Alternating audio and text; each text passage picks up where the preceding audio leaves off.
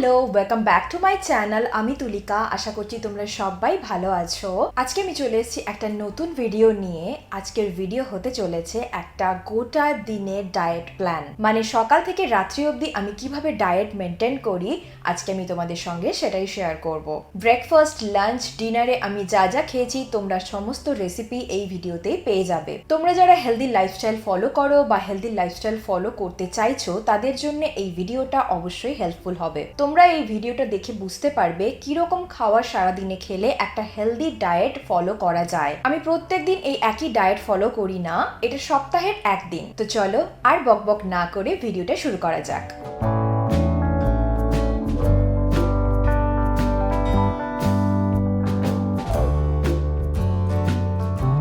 Good morning. সকালে ঘুম থেকে উঠে আমি সোজা চলে যাই রান্নাঘরে। দিনের শুরুতেই আমি বানিয়ে নিচ্ছি একটা স্পেশাল ড্রিঙ্ক। আমি এখানে একটা গ্লাসের মধ্যে 2 চামচ মতো চিয়া সিড দিয়ে দিচ্ছি। এবারে এর মধ্যে দিয়ে দেবো গরম জল, ফুটন্ত গরম জল নয়। এবারে ঢাকা দিয়ে আমি চললাম এখন ফ্রেশ হতে। প্রায় 5-10 মিনিট মতো হয়ে গেছে আর আমার চিয়া সিড জলে ভিজে একদম ফুলে গেছে। এবারে আমি এর মধ্যে দিয়ে দিচ্ছি অর্ধেক লেবুর রস। একটা চামচ দিয়ে সবকিছু একবার ভালো করে মিশিয়ে নিচ্ছি। এর অনেক উপকারিতা আছে। এটা বডিকে সারাদিন হাইড্রেটেড রাখতে সাহায্য করে, ব্লাড প্রেশার, ব্লাড সুগারের ভারসাম্য বজায় রাখতে সাহায্য করে, ডাইজেশন সিস্টেমের জন্য ভীষণ ভালো, আমাদের হার্ট আর বোনের জন্য এটা খুব উপকারী, আর স্কিনের জন্য অবভিয়াসলি ভালো। এটা খেয়ে নিয়ে আমি রেডি হয়ে এখন যাচ্ছি জিমে।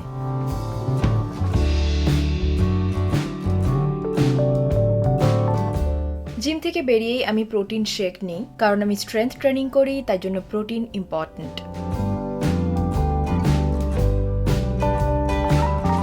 বাড়িতে ফিরে এসে এখন ব্রেকফাস্ট রেডি করছি। আজকে বানাবো পিনাট বাটার টোস্ট। তার জন্য নিয়ে নিচ্ছি স্প্রাউটেড মাল্টিগ্রেন ব্রেড। ব্রেডটাকে ওভেনের মধ্যে একটু টোস্ট করে নিচ্ছি।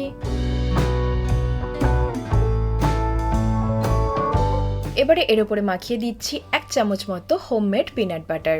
যারা আমাকে ফলো করো তারা জানো আমি বাড়িতেই পিনাট বাটার বানাই। যারা হেলদি লাইফস্টাইল ফলো করতে চাও তারা বাটার বাদ দিয়ে পিনাট বাটার দিয়ে ব্রেড খেও। এটা শুধু হেলদি অপশনও নয়, টেস্টিও খুব। এর উপরে দিয়ে দিচ্ছি কয়েক ফোঁটা মধু। এবারে নিয়ে নিচ্ছি কলা, যেটাকে আমি স্লাইস করে কেটে নেব। এই কলাগুলো একদম ছোট, তাই জন্য আমি 2টো নেব। শেষে এর উপরে ছড়িয়ে দিচ্ছি একটু দারুচিনির গুঁড়ো।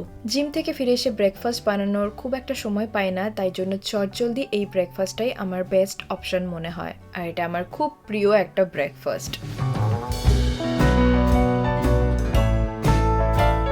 ব্রেকফাস্ট আর লাঞ্চের মধ্যেকার সময় আমি আজকে 2টো ডিম সেদ্ধ খাবো। আমি এত কষ্ট করে ডিমটাকে মাঝখান থেকে কাটছি যাতে দেখতে সুন্দর হয়, আর কিছুই নয়। ডিম সেদ্ধ মানে কালো মরিচের গুঁড়ো তো মাস্ট।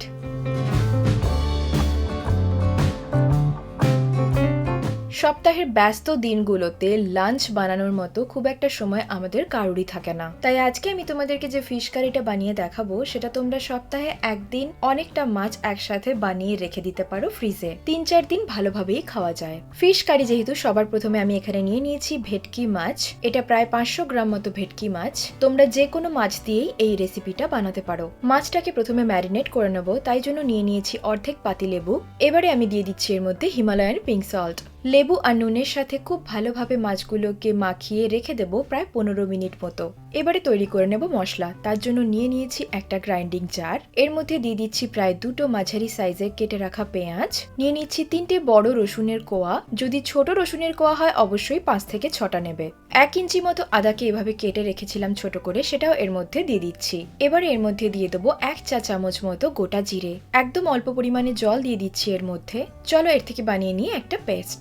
এই পেস্টটা তো পেয়ে গেছি, এবার বানাবো টমেটো পিউরি। 2টো ছোট ছোট টমেটো আমি এভাবে কেটে নিয়েছি। সেটা গ্রাইন্ডিং জারের মধ্যে দিয়ে মিক্সিতে কয়েক সেকেন্ড গ্রাইন্ড করে নিলেই তৈরি হয়ে যাবে টমেটো পিউরি। এবারে চলো রান্নাটা করে নেওয়া যাক।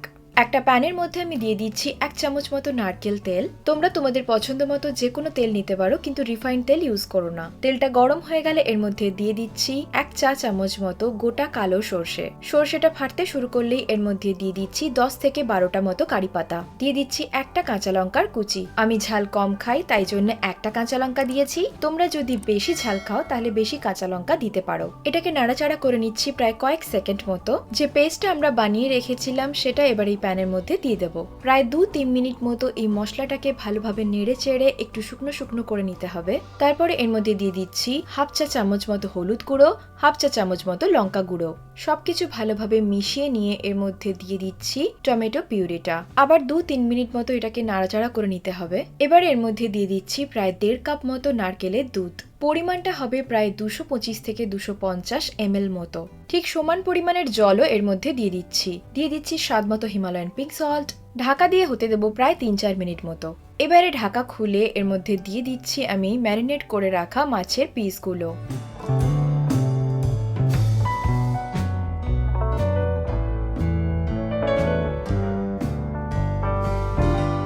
আবার ঢাকা লাগিয়ে হতে দেবো প্রায় 8 থেকে 10 মিনিট মতো।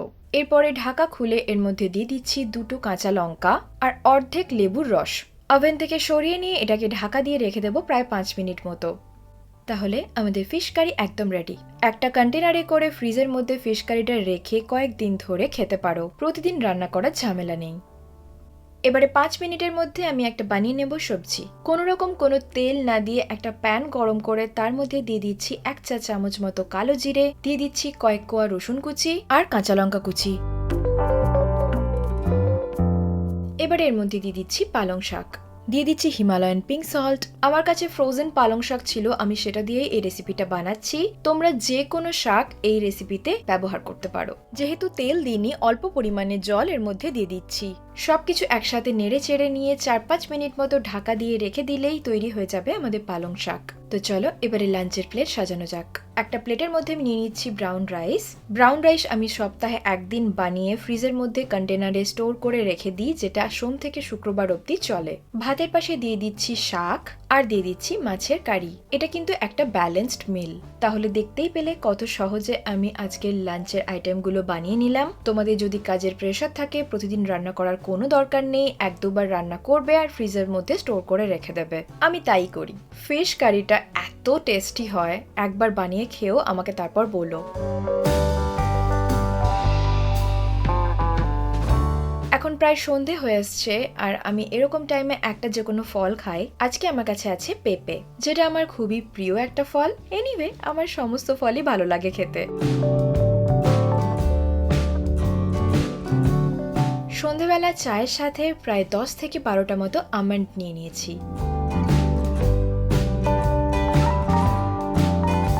চা খাওয়ার পরে আমি এখন চলে এসেছি ডিনার বানাতে। আজকে আমি বানাবো চিকেন স্যালাড, তাই জন্য নিয়ে নিয়েছি 2টো চিকেন ব্রেস্টের টুকরো। প্রথমে চিকেনটাকে ম্যারিনেট করে নেবো, তাই জন্য চিকেনের উপরে দিয়ে দিচ্ছি Himalayan pink salt, chilli flakes আর লেবু রস। সবকিছু ভালোভাবে মিশিয়ে চিকেনটাকে রেখে দেবো প্রায় 30 মিনিট মতো। প্রায় 30 মিনিট পরে একটা প্যানে কিছুটা তেল গ্রিস করে নিচ্ছি। এটা সেসামে অয়েল, তিলের তেল। তেলটা গরম হয়ে গেলে এর মধ্যে দিয়ে দিচ্ছি ম্যারিনেট করে রাখা চিকেনের টুকরোগুলো। কয়েক সেকেন্ড নেড়ে চেড়ে এটাকে ঢাকা দিয়ে হতে দেবো প্রায় 5 মিনিট মতো। তারপরে ঢাকা খুলে প্রায় 3 মিনিট মতো নেড়ে চেড়ে নিলেই তৈরি হয়ে যাবে আমাদের চিকেন। তার মানে চিকেনটা রান্না করতে প্রায় 8 মিনিট মতো লাগছে। চিকেনটা যতক্ষণে একটু ঠান্ডা হয় ততক্ষণে বানিয়ে নেব স্যালাড ড্রেসিং। একটা ছোট্ট জারের মধ্যে নিয়ে নিচ্ছি প্রায় ছোট্ট কাপের 1 কাপ মতো দই। এর মধ্যে দিয়ে দিচ্ছি 1 চামচ মতো ভার্জিন অলিভ অয়েল। তোমাদের কাছে অলিভ অয়েল অ্যাভেলেবল না থাকলে কোনো তেল অ্যাড করার দরকার নেই। এর মধ্যে দিয়ে দিচ্ছি অর্ধেক লেবুর রস। এই দইটা টক নয়, তাই জন্য আমি এতটা লেবুর রস দিচ্ছি। দই যদি খুব টক হয় তাহলে লেবুর রস দেখে শুনে অ্যাড করবে। দিয়ে দিচ্ছি এর মধ্যে 3 থেকে 4 কোয়া কুচিয়ে রাখা রসুন, স্বাদমতো হিমালয়ান পিঙ্ক সল্ট, কালো মরিচের গুঁড়ো। এবারে একটা কাঁটা চামচ দিয়ে সবকিছু ভালোভাবে মিশিয়ে নিচ্ছি। ব্যাস তৈরি হয়ে গেল হেলদি স্যালাড ড্রেসিং। জারের ঢাকা লাগিয়ে ফ্রিজের মধ্যে 2-3 দিন রেখে এই স্যালাড ড্রেসিংটা খেতে পারো। Chicken ready, salad dressing ready. এবারে চলো প্লেটিং করা যাক। প্লেটের মধ্যে প্রথমেই নিয়ে নিচ্ছি কেটে রাখা লেটুস, নিয়ে নিচ্ছি ইয়েলো সুইট কর্ন, ছোট ছোট করে কুচিয়ে রাখা ক্যাপসিকাম, পেঁয়াজ কুচি, অ্যাভোকাডো, নিয়ে নিচ্ছি কুচিয়ে রাখা টমেটো। শেষে প্লেটের মধ্যে নিয়ে নিচ্ছি বানিয়ে রাখা চিকেন। ওপর থেকে স্যালাড ড্রেসিং ছড়িয়ে দিলেই আমাদের ডিনার রেডি। আমার কাছে যা যা সবজি অ্যাভেলেবল ছিল আমি সেটা দিয়ে আজকে স্যালাড বানিয়েছি। তোমরা তোমাদের পছন্দ মতো যে কোনো সবজি স্যালাডে অ্যাড করতে পারো। অবশ্যই কাঁচা খাওয়া যায় এরকম সবজি নেবে, আর সবজিগুলোকে খুব ছোট ছোট করে কাটবে যাতে চিবোতে সুবিধা হয়। আমার মতে ডিনারে স্যালাডের থেকে বেশি রিফ্রেশিং আর কিছু হয় না, বানাতেও সুবিধে হয়, আর এত শাকসবজি সহ প্রোটিন তুমি পাচ্ছ। যারা স্যালাড পছন্দ করো না, বানিয়ে খেয়ে দেখো, নিজেরাই বুঝতে পারবে অন্য খাবারের সাথে এর তফাৎটা।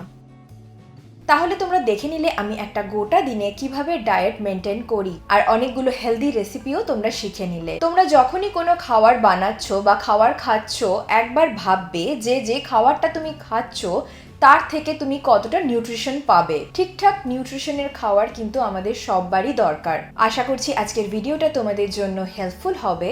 তাহলে এই ভিডিওটাকে প্লিজ একটা লাইক করে দিও আর শেয়ার করে দিও তাদের সাথে যারা হেলদি লাইফস্টাইল ফলো করতে চাইছে বা ফলো করে।